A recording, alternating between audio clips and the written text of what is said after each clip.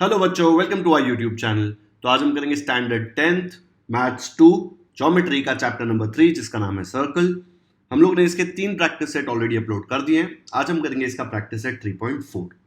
3.4 बहुत ही ज्यादा important practice set है यानी जनरली बच्चों को डिफिकल्ट लगता है, लेकिन ये काफी सिंपल प्रैक्टिस सेट है। अगर आपको एक बार कॉन्सेप्ट समझ में आ गया तो इसके ऊपर जो बेस्ड क्वेश्चंस हैं वो आप आराम से सॉल्व कर सकते हैं। तो इसमें जो कॉन्सेप्ट्स हैं वो हम पहले सीखेंगे, फिर इसके क्वेश्चन सॉल्व करेंगे। चलो शुरू करते हैं। तो सबसे पहले रिवाइज करते हैं। हम लोगों ने पहले सीखा था कि सेंट्रल एंगल क्या होता है।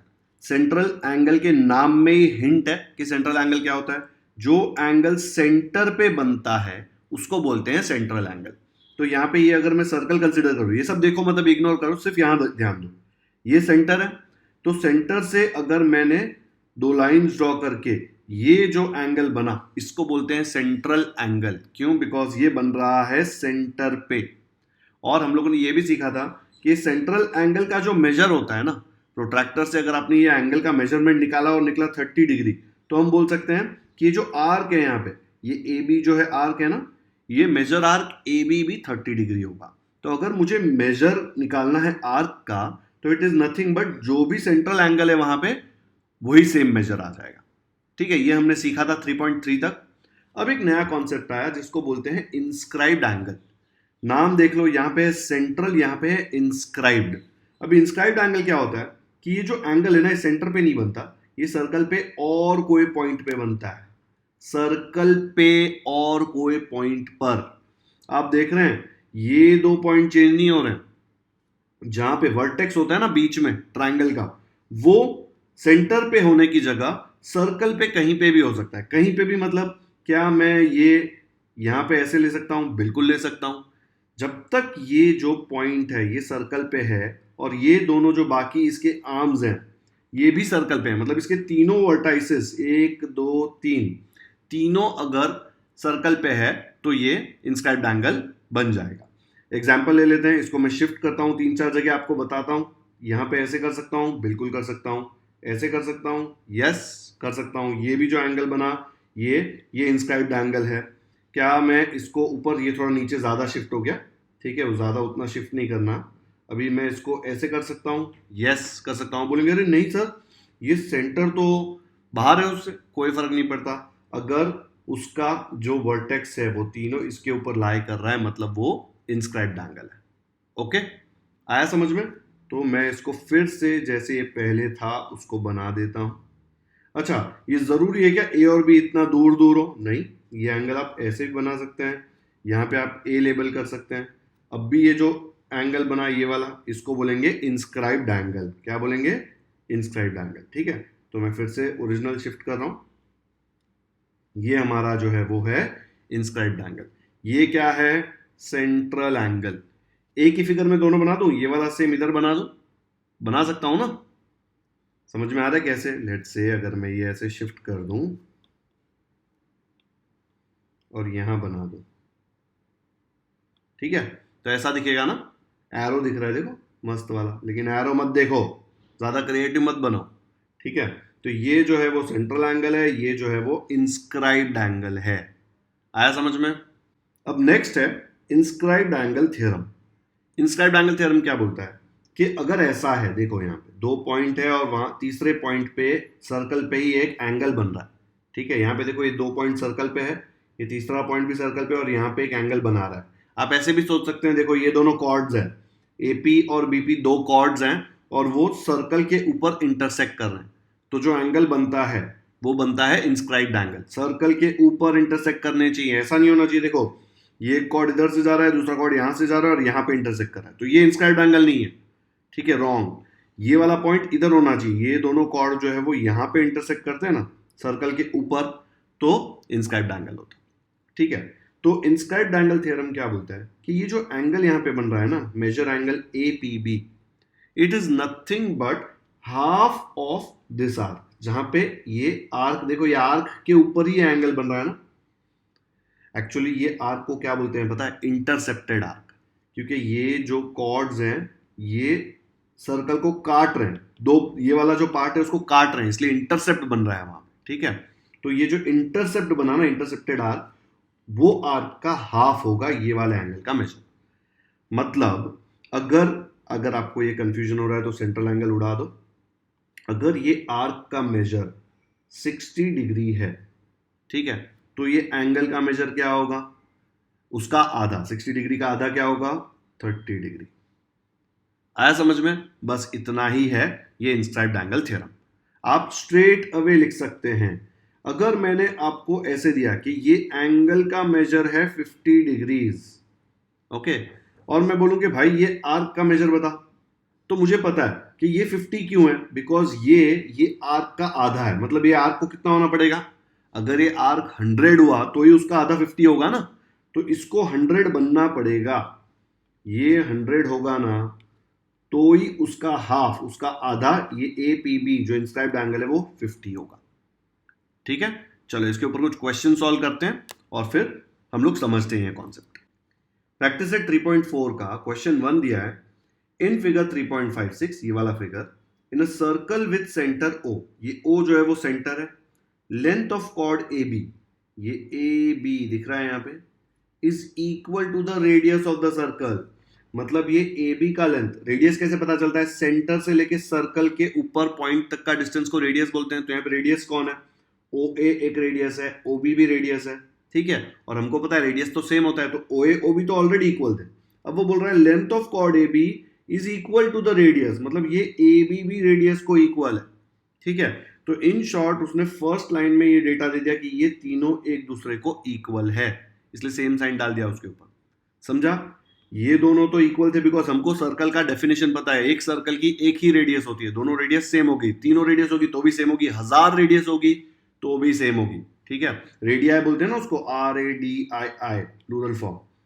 अब वो बोल रहा है chord A B is equal to the radius, मतलब ए बी भी रेडियस को इक्वल है। Find measure of each of the following. पहले बोला एंगल एओबी, तो पहले हमेशा की तरह मैं आपको रफ में सॉल्व करके बताऊंगा। अब बोल रहा है एओबी निकालो। इतना टाइम पास क्वेश्चन है। ये ट्राइंगल एओबी देख लो यार, इसमें तीनों साइड इक्वल है, तो ये कौन से टाइप का ट्राइंगल हुआ, सुंदर ट्राइंगल? नहीं, तीनों साइड इक्वल होंगे तो क्या होता है, इक्विलैटरल ट्राइंगल।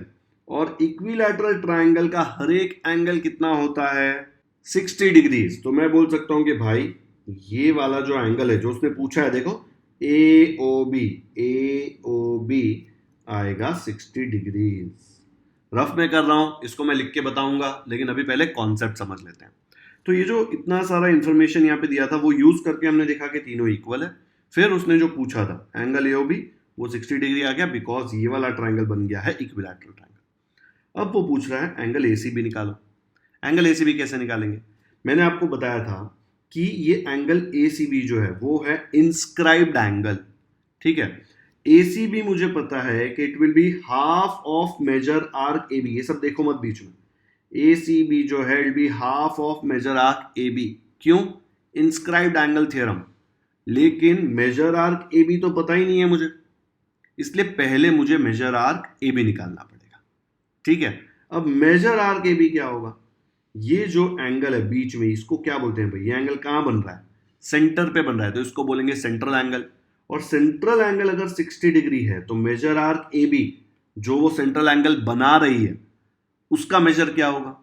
हमको पता है कि सेंट्रल एंगल का मेजर ही आर्क का मेजर होता है, याद है ना, 3.3 में हमने सीखा था, आज भी मैंने इंट्रोडक्शन दिया है लेक्चर का, तब भी मैंने आपको बताया। तो मेजर आर्क ए बी मुझे पता है 60 डिग्री है, तो ये एकदम इजीली आप लिख सकते हो कि measure arc A B is equal to 60 degree. क्यों, बिकॉज ये सेंट्रल एंगल से मुझे पता चल गया। अब अगर ये आर्क 60 डिग्री है, बाकी सब देखो ही मत, तो ये एंगल कितना होगा, ये एंगल होगा half of 60 degrees. Inscribed angle theorem, ये अगर 60 है तो ये एंगल होगा हाफ ऑफ 60, कट करो, 2 1 2 3 0, 1 2 30 डिग्रीज। तो मुझे स्ट्रेट अवे यहां पे ये मिल जाएगा 30 डिग्रीज। फिर आर्क ए बी तो मैंने ऑलरेडी निकाल लिया 60 डिग्रीज। अब वो पूछ रहा है आर्क ए सी बी निकालो। ए सी बी, ये इतना बड़ा आर्क, मुझे ए बी पता है, यहां से लेके यहां तक 60 डिग्रीज है, ये बाकी का कैसे निकालूंगा यार। पूरे सर्कल का मेजर कितना होता है, ये भी हमने 10 बार देख लिया है, पूरे सर्कल का मेजर होता है 360 डिग्रीज, ठीक है। तो अगर मैं ए सी बी और ए बी के मेजर को ऐड करूंगा तो पूरा सर्कल बन रहा है, देखो दिख रहा है, पूरा सर्कल कंप्लीट हो गया। तो दोनों मिला के 360 होना चाहिए और मुझे पता है कि ये 60 है, तो ये तो इजीली मिल जाएगा ना। देखो मैं ऐसे लिख सकता हूं, measure arc A C B plus measure arc A B is equal to 360 degree. A C B plus A B दोनों को मिलाएंगे तो पूरा सर्कल बन रहा है, तो 360। अब ए बी कितना है भाई, ए बी हमको पता है कि 60 डिग्री है, तो हम लोग ए बी के जगह पे लिख देंगे 60 डिग्री। फिर ये 60 डिग्री को यहाँ पे प्लस है ना, हम लोग उसको वहां शिफ्ट कर देंगे, तो 60 डिग्री को उधर शिफ्ट किया तो क्या बन जाएगा, ये प्लस हो जाएगा माइनस। 360 में से 60 निकालो तो बन जाएगा 300। तो मुझे मिल गया measure arc A C B का वैल्यू 300। हो गया खत्म, इतना सिंपल है। तो यहां पे हमने इंस्क्राइब्ड एंगल थ्योरम यूज किया। शॉर्ट फॉर्म में आईआईटी लिख रहा हूं, लिखना मत वरना वहां पे शॉर्ट फॉर्म में टीचर आपको 0 देगी।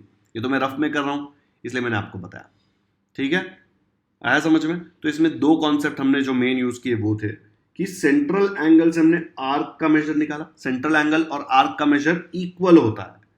फिर आर्क के मेजर से इंस्क्राइब्ड एंगल का मेजर निकाला। इंस्क्राइब्ड एंगल का मेजर क्या होता है, it is half of measure of the arc, ठीक है, हाफ होता है आर्क का। आया समझ में। तो ऐसे ये हमने सॉल्व कर दिया।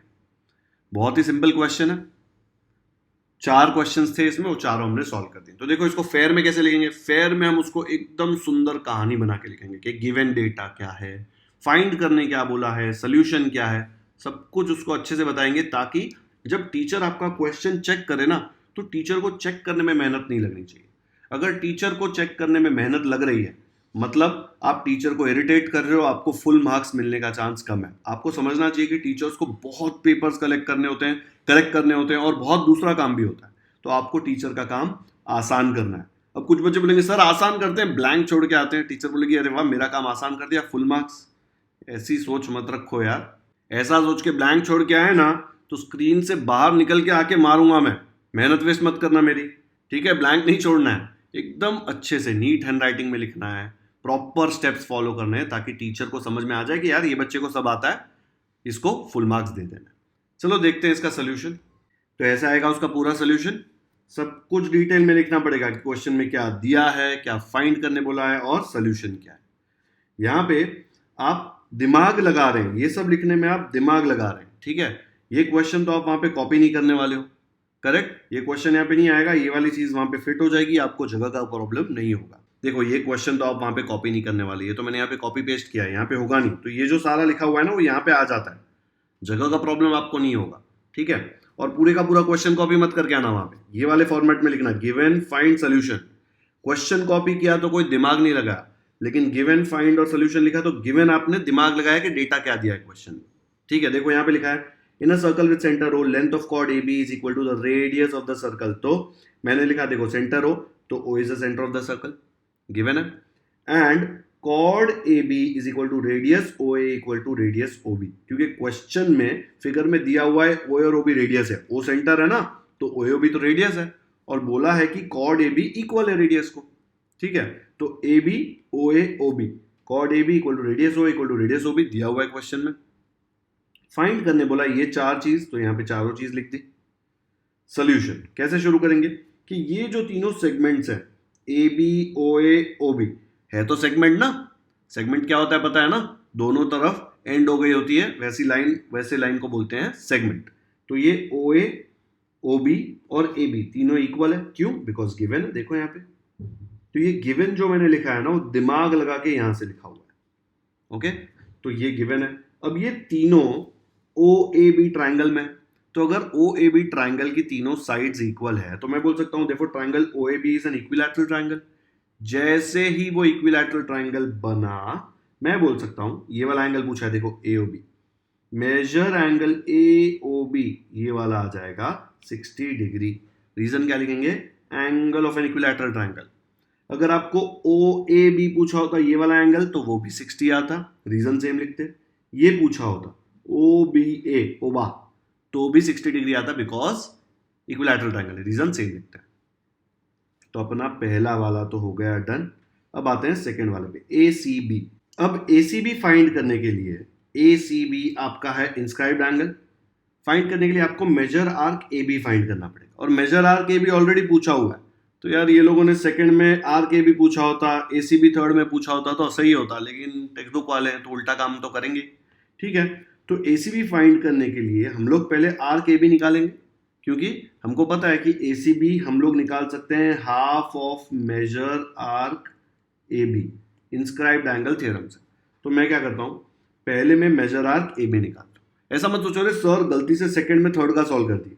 देखो मेजर आर्क ए बी यहाँ पे पूछा है ना, ये मेजर लिखा ना तो चुपचाप एम और ब्रैकेट ऐसे डाल देने का। एंगल हमेशा मेजर लिखते ही हैं, ठीक है। ये कभी कभी लोग गलती करते हैं, कभी कभी एक्सपेक्ट करते हैं, लेकिन अगर आप मेजर नहीं लिखेंगे तो कुछ टीचर्स मार्क्स काट देते हैं। इसलिए जब भी आप एंगल का वैल्यू लिख रहे हो तो मेजर लिखना जरूरी है, ठीक है। ये 60 डिग्री लिखा ना यहाँ पे, क्यों? बिकॉज वो मेजर है, मेजर मतलब उसका वैल्यू। तो यहाँ पे मैंने पहले मेजर आर्क ए बी निकाला, गलती से नहीं निकाला है, निकालना पड़ेगा।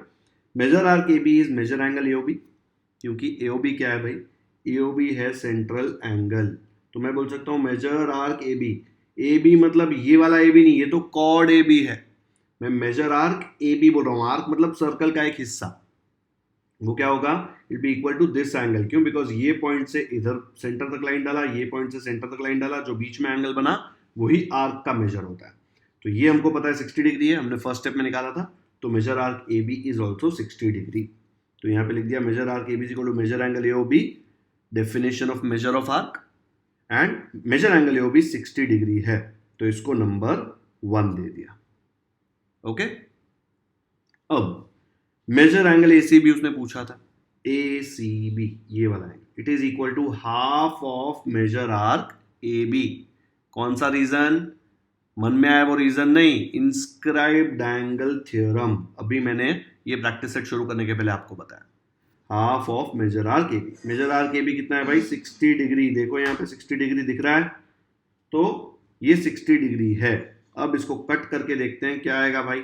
अगर इसको कट करते हैं तो 2 1 जार और ये हो जाएगा 2 3 जार 6, 2 0 जार 0, तो 1 इंटू 30 आ गया 30 डिग्री। तो measure angle A C B क्या आ गया, 30 डिग्रीज। आया समझ में?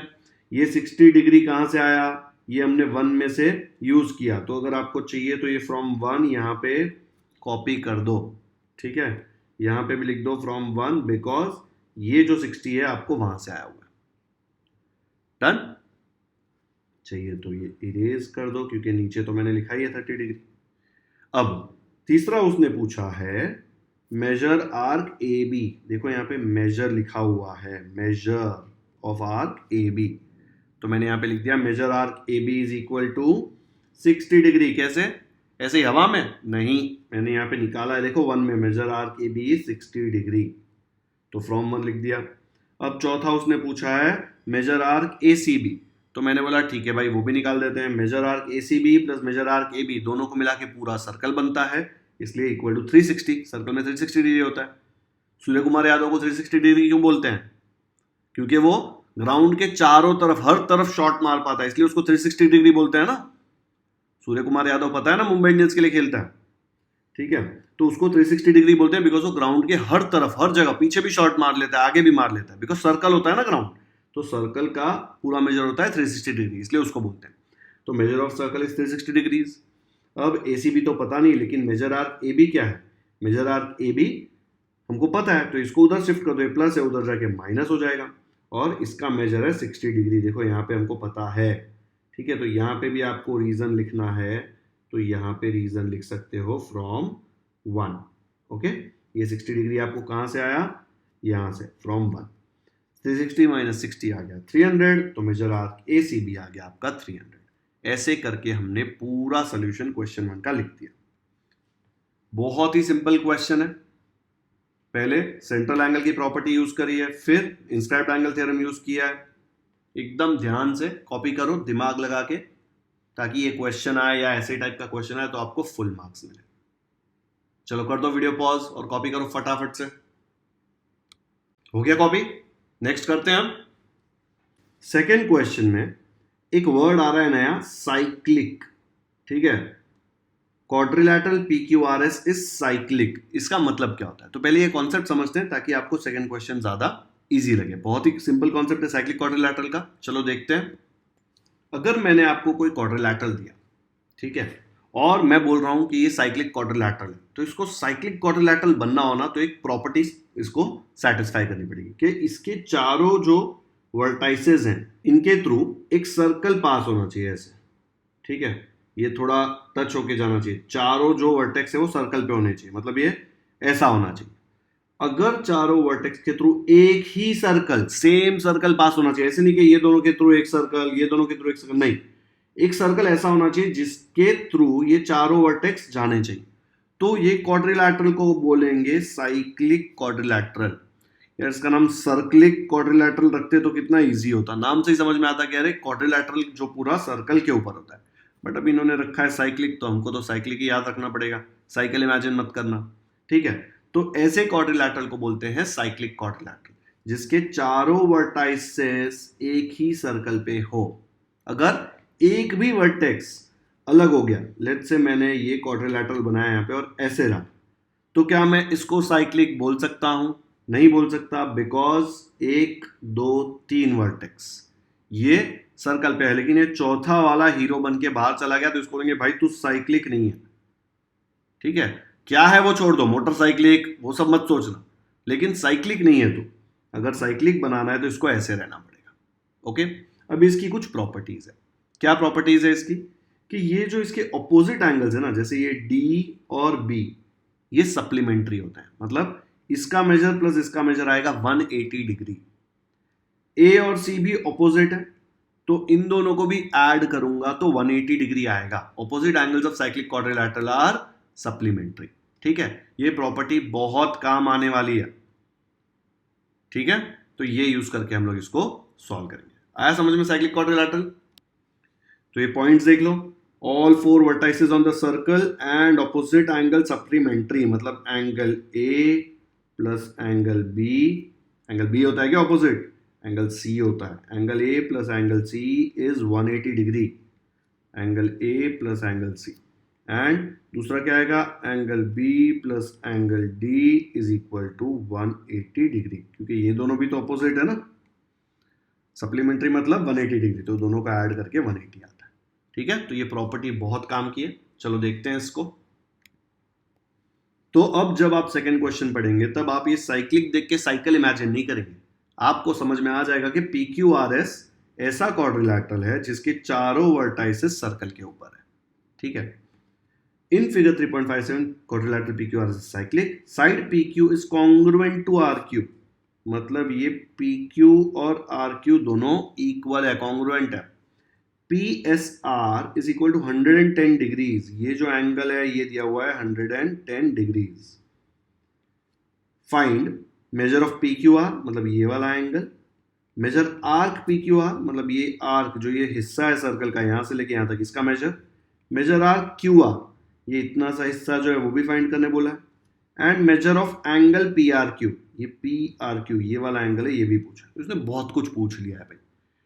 एक कॉमन मिस्टेक जो बच्चे करते हैं वो सोचते हैं कि ये PR जो है ये सेंटर के थ्रू पास कर रहा है, ये डायमीटर बन जाएगा, ठीक है। ये डायमीटर नहीं है, हो सकता है हो, लेकिन ये क्वेश्चन में दिया नहीं है, तो आप फालतू में अज्यूम मत करना कि ये PR डायमीटर है, ठीक है ही नहीं, क्योंकि अगर होगा ना तो इस क्वेश्चन काफी सिंपल हो जाता है।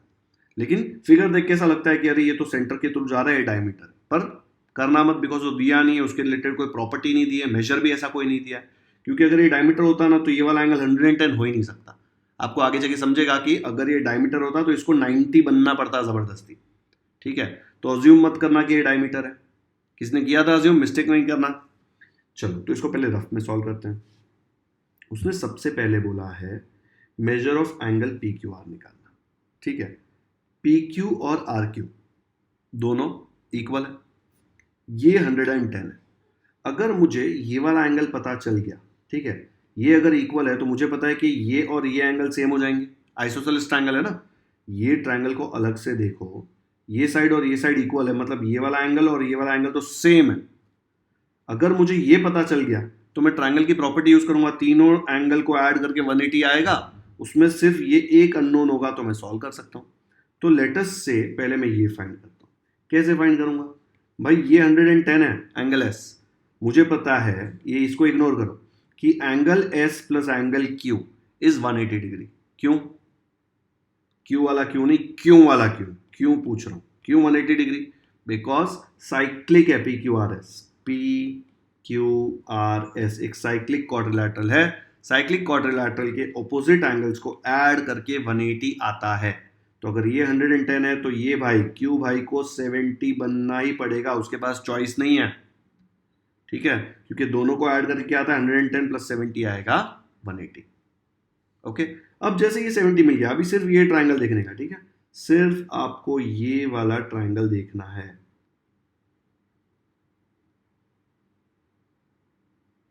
ठीक है, अब ये वाले ट्राइंगल में आप अच्छे से देखो, ये वाली साइड और ये वाली साइड इक्वल है। ये रफ में करा रहा हूं, फेयर में बताऊंगा कैसे लिखना है। तो मैं बोल सकता हूं ये जो एंगल्स हैं ये इक्वल होंगे। आइसोसेलेस ट्राइंगल ना, दो साइड इक्वल, तो वही ट्राइंगल में उनके ऑपोजिट जो एंगल होते हैं वो भी इक्वल होते हैं। हमने सीखा है ये बचपन में, बचपन में मतलब सेकेंड स्टैंडर्ड में नहीं, लेकिन 8th 9th में ही सीखा हुआ है। 8th में शायद था ये। तो ये हो जाएगा x और इसको भी बोलते हैं x, दोनों सेम है ना। अब मैं बोलूँगा ये ट्राइंगल पिंक वाला देखो, सिर्फ उसमें तीनों एंगल को ऐड करूंगा तो मुझे 180 आना चाहिए, बिकॉज ट्राइंगल की प्रॉपर्टी है। तो मैं बोलूँगा 70 plus X equal to 180 degree. ये 70 प्लस एक्स हो जाएगा 2x इक्वल टू 180 डिग्री। ये 2x को इधर ही रखो 180 डिग्री। ये 70 यहाँ पे प्लस है, उधर जाके माइनस हो जाएगा, माइनस 70 डिग्री। 180 माइनस 70 क्या आ जाएगा 110 डिग्री। 2x का वैल्यू है ये, अगर x चाहिए तो 2 को उधर भेजो, यहाँ पे मल्टीप्लाई होता है, वहाँ जाके डिवाइड होगा। 110 डिग्री डिवाइड बाई 2 क्या आएगा, 2 1 जार, 2 5 जार 10, 1 0 2 5 जार, तो x की वैल्यू आ गई 55। अब x 55 आपको मिल गया। तो यहाँ पे देखो, पहले आपने PQR तो आपने ऐसे फ्री में निकाल लिया 70 डिग्री। ठीक है, तो ये अपना सॉल्व हो गया था ऑलरेडी। अब मैंने ये PQR को यूज करके ये x भी निकाल लिया, ये x और x। तो ये जो पूछा है ना यहाँ पे मेजर ऑफ PRQ, देखो PRQ ये वाला एंगल, ये तो हमको पहले यहाँ पे x निकाला तो मिल गया 55 डिग्री। अब आते हैं मेजर आर्क PQR पे। ये सब इग्नोर करो, आपको कंफ्यूजन हो इसलिए मैं इरेज कर रहा हूँ। ठीक है, उसने पूछा है ये वाले आर्क का मेजर, यहां से लेके जो यहां तक है ना, ये वाला, ये आर्क का मेजर कैसे निकालेंगे, बाकी सब इग्नोर करो। ठीक है, सिर्फ ये देखो, ये वाले पॉइंट और ये वाले पॉइंट से यहाँ पे लाइन जा रहा है सर्कल के ऊपर, तो ये वाला एंगल कौन सा एंगल हुआ, इंस्क्राइब्ड एंगल हुआ ना। अगर मैं ये सब इरेज करके आपको बताऊं, देखो आपको थोड़ा इजी लगेगा। देखो यहाँ पे, बाकी सब मैंने थोड़ा वाइट कर दिया ताकि आपको समझे नहीं। मुझे उसने पूछा है मेजर आर्क PQR। अगर मैं P और R देखूं सर्कल पे है और ये पॉइंट S भी सर्कल पे, तो ये एंगल कौन सा हुआ, इंस्क्राइब्ड एंगल। और मुझे इंस्क्राइब्ड एंगल थ्योरम से पता है कि ये वाला जो एंगल है it is half of the arc, जो इंटरसेप्ट हो रही है वहां पे, जो P से R तक की जो आर्क है उसका आधा होता है, सीखा था ना। तो मुझे पता है कि ये वाला एंगल 110 डिग्रीज जो है it will be half of ये arc PQR, inscribed angle theorem. ठीक है, अगर मुझे अभी मेजर आर्क PQR निकालना है तो 2 यहाँ पे डिवाइड हो रहा है, वहां पे जाके मल्टीप्लाई हो जाएगा, करेक्ट। तो मैं ये वाले 2 को यहाँ पे भेज दूंगा, तो यहाँ पे बचेगा सिर्फ मेजर आर्क PQR। 2 इंटू 110 क्या होता है 220 डिग्रीज, 2 11 जार 22 ना, 0 साथ में। तो मेजर आर्क PQR आपको आ गया 220 डिग्रीज। बड़ा आंसर देख के बहुत बच्चे सोचेंगे अरे ये इतना बड़ा, कुछ तो गलत किया है। क्यों गलत किया है, आ सकता है बड़ा। ठीक है, तो ये इंस्क्राइब्ड एंगल थ्योरम से निकाल लिया है, बाकी सब इरेज क्यों किया, ताकि आपको ये समझ में आए। ओके, तो ये आर्क PQR मैंने निकाल दिया। ठीक है, अब निकालना है मेजर आर्क QR। यहां पे जो है ना QR, कैसे निकालेंगे मेजर आर्क QR। तो ये जो आर्क पूछा है, ठीक है, ये जो आर्क पूछा है या आप इजीली निकाल सकते हो, बाकी सब कुछ इग्नोर कर दो। ये वाले पॉइंट से और ये वाले पॉइंट से देखो, आप ये लाइन बना रहे हो यहाँ पे, तो ये कौन सा एंगल हुआ, ये एंगल हुआ इंस्क्राइब्ड एंगल। और मुझे पता है कि ये एंगल का जो मेजर होगा it be half of measure arc QR। Inscribed angle theorem यही बोलता है ना। ये सब कुछ आप इमेजिन करो कि है ही नहीं, ये भी नहीं है यहाँ पे लाइन, सिर्फ आप इमेजिन करो ये आर्क है और ये 2 लाइंस है। तो मुझे पता है ये वाला angle is half of this. ये वाला एंगल क्या था भाई, याद है ना, एक्स था, ये 55 डिग्रीज हमने निकाला था, ये था एक्स 55 डिग्रीज। जैसे ही पता चला ये 55 है, मेजर आर्क क्यू आर क्या होगा, हमको पता है कि this angle 55 degrees is half of measure arc Q R. ये 2 को उधर भेज दो, 55 इंटू 2 क्या हो जाएगा, 110 degrees is measure arc Q R. खत्म। आपको इमेजिन करना है, ये सब इरेज करूं, देखो आपको समझ में आएगा। इसको ऐसे देखो सर, ठीक है, ये वाली आर्क है, तो आर्क सर्कल पे होती है, उसके एंड पॉइंट से सर्कल के ऊपर एक पॉइंट डाला और एंगल बनाया, तो ये एंगल इंस्क्राइब्ड एंगल हुआ। और इंस्क्राइब्ड एंगल थ्योरम क्या बोलता है कि ये जो एंगल है it is half of measure arc, जो भी आर्क वहां पे बन रही है उसके थ्रू। तो वो यूज करके हमने इसको फाइंड कर लिया, ये वाला इंस्क्राइब्ड एंगल थ्योरम यूज करके। समझा? तो बहुत ही ज्यादा सिंपल है, बेसिक ज्योमेट्री के कॉन्सेप्ट यूज हो रहे हैं इसमें, और साइक्लिक क्वाड्रिलैटरल फर्स्ट स्टेप में यूज करके हमने ये जो एंगल्स है वो निकाल लिए थे। ठीक है, तो अब इसको फेयर में कैसे करेंगे देखो एक बार। तो फेयर में ये ऐसे आएगा, तो यहां पे मैंने क्वेश्चन हटा दिया है, गिवन, फाइंड और सोल्यूशन लिखा है। एक बार देख लो पूरा सोल्यूशन कैसे आएगा। पहले गिवन में जो क्वेश्चन में डेटा दिया है वो सब कॉपी कर लिया, फाइंड करने के लिए उसने 4 चीजें पूछी थी वो लिख लिया, फिर सोल्यूशन। पहला स्टेप आया P Q are is a cyclic quadrilateral, given है, तो मुझे पता है अगर ये क्वाड्रिलैटरल साइक्लिक है तो P Q are plus P S are 180 degree आएगा। क्यों कर रहा हूं, क्योंकि पहला सवाल पी क्यू आर पूछा है, ठीक है, इसलिए फर्स्ट में मैं ये कर रहा हूं। तो पी क्यू आर ऐसे ही रहा, लेकिन पी एस आर क्वेश्चन में दिया था 110 डिग्रीज, तो यहाँ पे कॉपी कर लिया 110। अब यहाँ पे 180 डिग्री लिखा, तब रीजन लिखने का, opposite angles of a cyclic quadrilateral are supplementary. ये साइक्लिक क्वाड्रिलैटरल की प्रॉपर्टी है, इसलिए हम ये लिख पाते हैं। ठीक है, अब क्या करेंगे, ये 110 को उधर शिफ्ट कर देंगे, यहाँ पे प्लस था वहां जाके माइनस हो जाएगा, 180 माइनस 110 होता है 70 डिग्री। तो पी क्यू आर क्या आ गया, मुझे पी क्यू आर आ गया 70 डिग्री। पहला क्वेश्चन डन। ओके, तो मुझे पता था कि ये वाला जो है वो 110 है, वो यूज करके मैंने ये वाला निकाल दिया 70। First question done. अब वो पूछ रहा है measure arc P Q R, ये पी क्यू आर आर्क का मेजर पूछ रहा है। ठीक है, तो वो मुझे पता है, ये वाला जो एंगल है वो है इंस्क्राइब्ड एंगल, तो this angle will be equal to half of measure arc P Q R, inscribed angle theorem. Okay, मैंने आपको पूरा इरेज करके रफ में बताया था, तो मैं बोलूंगा measure angle P S R, ये जो पी एस आर है is equal to half of measure arc P Q R, half of measure arc P Q R. कैसे, इंस्क्राइब्ड एंगल थ्योरम से। पर पी एस आर तो 110 दिया है, तो ऐसे लिख दिया। अब ये हाफ को यहां भेज दो, ये 2 नीचे है, वहां जाके मल्टीप्लाई हो जाएगा, 1 तो कुछ फर्क नहीं पड़ेगा, तो 2 मल्टीप्लाई हो गया, और यहां बचा सिर्फ measure arc P Q R. 110 into 2 आ जाता है 220। ठीक है, देखो ना, 2 11 आर 22, साथ में 0, तो measure arc P Q R का वैल्यू क्या आ गया, 220 डिग्री। ये ट्रायंगल बाद में देखना मैंने क्यों बताया, बट ये समझ में आया 220। तो एक और क्वेश्चन सॉल्व हो गया। नेक्स्ट पूछा है मेजर आर्क क्यू आर। अब ये क्यू आर निकालने के लिए आपको ये वाला एंगल चाहिए, बिकॉज इसका इंस्क्राइब्ड एंगल यहां पे बन रहा है। ठीक है, तो ये कैसे निकाला, मैंने आपको बताया था कि क्वेश्चन में दिया ये और ये इक्वल है। देखो यहाँ पे पी क्यू और आर क्यू इक्वल है, तो ये एंगल पता है आपको 70, ये दोनों इक्वल है, तो आप ये दोनों को क्या ले सकते हैं, एक्स एक्स, और फिर इसको ट्राइंगल को सॉल्व करो। 180 डिग्री होता है ना ट्राइंगल के सारे एंगल्स का सब।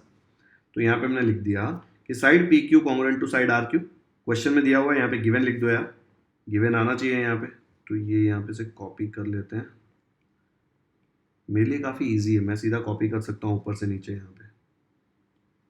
ठीक है, यहाँ पे गिवन लिख दो। अगर ये दोनों साइड्स इक्वल हैं तो ये दोनों एंगल इक्वल हो जाएंगे, जो बेस एंगल्स हैं। देखो ये वाला जो ट्राइंगल है ना, मैंने यही सेम ट्राइंगल यहाँ पे बनाया है, ये Q और ये P और R, तो ये P और R, तो ये दोनों साइड्स कॉन्ग्रुएंट दी है, तो ये दोनों एंगल हो जाएंगे इक्वल। ठीक है, और क्वेश्चन में हमने फाइंड आउट कर लिया है कि ये वाला जो एंगल है वो है 70 डिग्री। ओके, तो अब तो ये काफी सिंपल हो गया, ये 70 और ये दोनों इक्वल है, तो हमने क्या किया, ये दोनों एंगल QPR एंड PRQ, ये दोनों एंगल को x ले लिया। ठीक है, तो ये हमारा हो गया x और ये भी हो गया x। अब ये ट्राइंगल के तीनों एंगल को ऐड करेंगे तो आएगा 180 डिग्री। क्यों आएगा, बिकॉज बचपन में सीखा था। Sum of measures of all angles of triangle is 180 degree. तो तीनों को ऐड किया, x प्लस 70 180, 2x प्लस 70 180, इसको सॉल्व किया, 2x is equal to 180 minus 70, 2x is equal to 180 minus 70 होता है 110। ये x की वैल्यू यहाँ पे देखो 2 मल्टीप्लाई हो रहा है, 2 उधर भेजूंगा तो डिवाइड हो जाएगा, तो मुझे आ जाएगा 110 डिवाइड बाई 2। इसको सॉल्व करो कट करके, 2 1 जार 2, ये आ जाएगा 2 5 जार 10, 1 0 2 5 जार 10, तो x की वैल्यू आ गई 55 डिग्री। x क्या था? x was nothing but QPR and PRQ, तो यहाँ पे लिख दिया QPR PRQ equal to 55 degree, इसको नंबर दे दिया 1। ठीक है, अब उसने क्या पूछा था? उसने पूछा था मेजर RQR, उसने QPR तो पूछा ही नहीं है, ये वाला एंगल तो पूछा ही नहीं है। ठीक है, ये PRQ तो फिर भी पूछा हुआ है, ये वाला एंगल तो पूछा नहीं है, लेकिन हमने निकाला बिकॉज उसने मेजर RQR पूछा है। मेजर RQR क्या होगा? ये वाला जो इंस्क्राइब्ड एंगल है इसका मेजर होगा हाफ ऑफ मेजर RQR। तो मैं लिख दूंगा यहाँ पे measure angle QPR is half of measure RQR, inscribed angle theorem. QPR की वैल्यू अब भी हमने निकाली इतनी मेहनत करके 55 डिग्री। ये वैल्यू चाहिए तो ये 2 को यहाँ भेज दो, यहाँ पे डिवाइड हो रहा है, वहां जाके मल्टीप्लाई होगा। 2 नीचे ऐसे देखो, ये 1/2 आप ऐसे लिख देना, मेरे पास जगह नहीं इसलिए मैं ऐसे लिख रहा हूँ।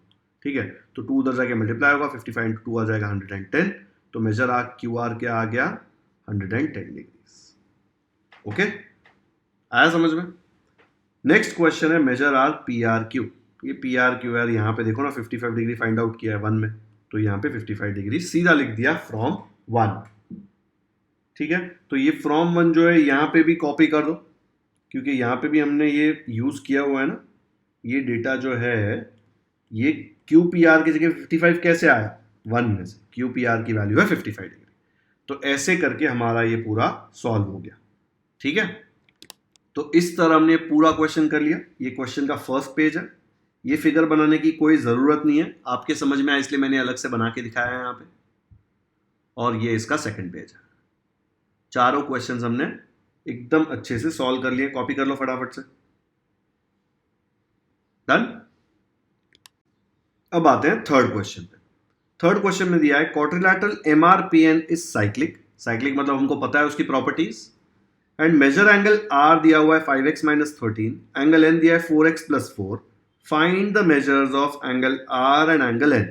एंगल R का मेजर फाइंड करना मतलब आपको x फाइंड करना पड़ेगा, एंगल N के लिए भी आपको x फाइंड करना पड़ेगा। लेकिन मस्त यहाँ पे साइक्लिक दिया हुआ है तो हम इजीली इसको सॉल्व कर सकते हैं। तो मैं आपको पहले इसका फिगर बना के दिखाता हूँ। फिगर ऐसा आ जाएगा, कैसे भी बना दो, लेकिन सर्कल पे ये जो MRPN है ये चारों पॉइंट सर्कल पे होने चाहिए। अब अगर ये साइक्लिक क्वाड्रिलैटरल है तो आपको क्या पता है? आपको पता है क्या क्या एंगल है? एंगल R और एंगल N।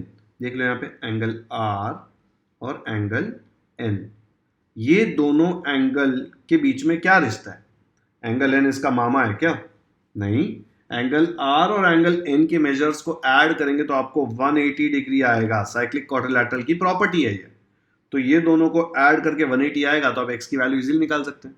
जैसे x मिल गया आप एंगल R भी निकाल सकते हैं, एंगल N भी निकाल सकते हैं। तो ये क्वेश्चन काफी सिंपल है, इसलिए आप क्या करेंगे?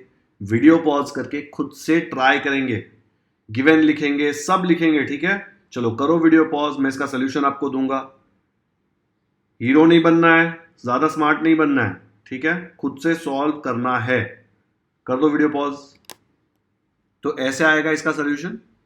बहुत ही टाइम पास क्वेश्चन है, हर एक बच्चे को खुद से आना ही चाहिए। ये मैं एक्सप्लेन भी नहीं कर रहा बिकॉज बहुत ज़्यादा सिंपल है। देखो यहाँ पे मैंने गिवन डेटा यहाँ से लिख दिया है, फाइंड क्या करना है? Measure angle R, measure angle N। बता ही देता हूँ, चलो एक्सप्लेन कर देता हूँ। MRPN is a cyclic quadrilateral given, तो measure angle R plus measure angle N ये दोनों को ऐड करके 180 आना चाहिए because opposite angles of cyclic quadrilateral are supplementary. Measure angle R की वैल्यू यहाँ पे दी हुई है, देखो क्वेश्चन में 5x माइनस 13, एंगल N है 4x प्लस 4, दोनों को ऐड करके 180।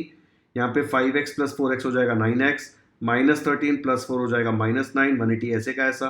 ये माइनस 9 को उधर भेजूंगा तो हो जाएगा प्लस 9, 9x इधर रह गया, 180 प्लस 9 आ जाएगा 189। 9x में से मुझे x की वैल्यू चाहिए तो 9 यहाँ पे मल्टीप्लाई हो रहा है, वहाँ जाके डिवाइड होगा। इसको कट करके देखो, 9 1 जार 9, 9 2 जार 18, 9 1 जार 9, तो 21/1 आ गया 21। x मिल गया, तो मेजर एंगल R की वैल्यू क्या थी? मेजर एंगल R की थी 5x माइनस 13, x की जगह 21 डाल दिया। 5 इंटू 21 कितना होता है? देखो यहाँ पे 21 इंटू 5, 5 5 5 5 10 होगा ना, 5 2 तो 105 -13 किया तो 92। फिर मेजर एंगल है 4x + 4, x की जगह डाल दिया 21। 4 × 21 कितना होता है? 4 1 जार 4, 4 2 जार 8, तो आ गया 84 + 4 आ जाए 88। तो ये दोनों एंगल पूछे थे, हमने वैल्यू लिख दिया। बहुत ही सिंपल क्वेश्चन था, सिर्फ एक साइक्लिक क्वाड्रिलैटरल की प्रॉपर्टी यूज करके आपने सॉल्व कर लिया। बाकी सब तो ये जो किया है बचपन से करते आ रहे हैं, वेरिएबल सॉल्व करना है। ओके, चलो करो वीडियो पॉज, और जिन्होंने कॉपी नहीं किया है, जिन्होंने खुद से सॉल्व नहीं किया था, वो कॉपी कर लो। अगर किया था लेकिन मेथड इस तरह सिस्टमैटिकली स्टेप वाइज नहीं लिखा है तो भी कॉपी करो, बिकॉज ऐसे लिखेंगे तो फुल मार्क्स मिलेंगे आपको। डन हो गया? तो आज के लेक्चर में मैंने आपको क्या कराया? मैंने आपको फर्स्ट क्वेश्चन कराया, सेकंड कराया एंड थर्ड कराया। ठीक है, तो प्रैक्टिस सेट 3.4 हमने शुरू कर दिया और उसके 3 क्वेश्चंस कर लिए लेक्चर 1 में। आपको inscribed angle theorem, cyclic quadrilateral के कॉन्सेप्ट्स भी बताएं, तो आप ये तीनों क्वेश्चंस अच्छे से करो। सर्कल के आगे के क्वेश्चंस भी रिवाइज कर लो, ताकि आपको जब मैं इसका प्रॉब्लम सेट कराऊं तब आपको ये सब प्रॉब्लम ईजी लगे। ठीक है, तो आज का लेक्चर यहीं पे खत्म करते हैं। अगर वीडियो पसंद आया तो लाइक जरूर करें, लिंक अपने दोस्तों के साथ व्हाट्सएप पर शेयर करें, ताकि उनको भी प्रैक्टिस सेट 3.4 अच्छे से समझ में आ जाए। अगर आपने चैनल को ऑलरेडी सब्सक्राइब कर दिया है तो थैंक यू, नहीं किया है क्यों वेट कर रहे हो? एक एक क्वेश्चन 15-15 मिनट लेके कोई एक्सप्लेन नहीं करने वाला आपको। सीधा 2-3 क्वेश्चन सिलेक्ट करेंगे पूरे प्रैक्टिस सेट में से और बोलेंगे बाकी के खुद से करो। यहाँ पे ये चैनल पे हम लोग सारे क्वेश्चन सॉल्व करेंगे और एकदम डिटेल में करेंगे। ठीक है, तो कर दो सब्सक्राइब ताकि आपको सारे वीडियोस मिल जाए। प्लेलिस्ट सेक्शन में भी आपको लाइन वाइज सारे वीडियोस मिल जाएंगे, जहां पे आपको अलजेब्रा, ज्योमेट्री के हर एक प्रैक्टिस सेट के हर एक क्वेश्चन का सोल्यूशन मिल जाएगा। Thank you so much for watching this video.